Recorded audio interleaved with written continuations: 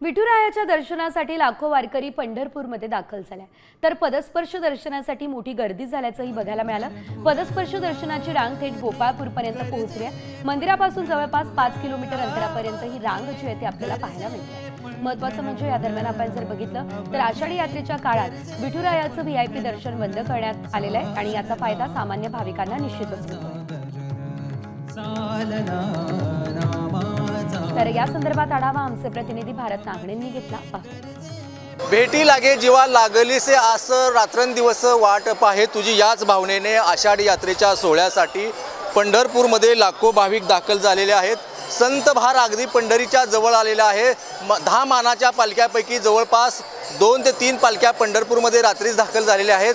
आज जवळपास पंढरपूरमध्ये भाविकांची 5 लाखाहून अधिक गर्दी झालेली आहे। विठ्ठल दर्शनाची रांग देखील 5 किलोमीटर अंतरावरती गेलेली आहे। आपण एकूणच बघतो की आषाढी यात्रेच्या सोहळ्यासाठी पंढरी नगरी विठू नामाच्या गजराने अवघी नाहून निघालेली आहे। विठ्ठल नामाचा जयघोष सुरू आहे। मठ मंदिरांमध्ये टाळ मृदुंगाचा गजर सुरू आहे। अनेक भाविक विठ्ठलाच्या दर्शनाने खरं तर भारावून गेलेले आहे। दिंड्या पतांग्यांचा गजर सुरू आहे। आता मी संत नामदेव पायरीजवळ या ठिकाणी बघतोय की मोठ्या प्रमाणामध्ये भाविक आता पंढरपूरमध्ये आलेले आहेत। विठ्ठल नामाचा जयघोष सुरू आहे। आनंदाने भाविक नाचतायत। सगळा माहोल तयार झालेला आहे। आषाढी सोहळा अगदी जवळ आलेला आहे। येत्या रविवारी हा खरं तर सोहळा पार पडतोय आणि या सोहळ्याचा अनुभूती घेण्यासाठी लाखो भाविक आता पंढरपूरमध्ये आलेले आहेत। कॅमेरामन राजू मिसाळसह भारत नागणे, साम टीव्ही न्यूज, पंढरपूर।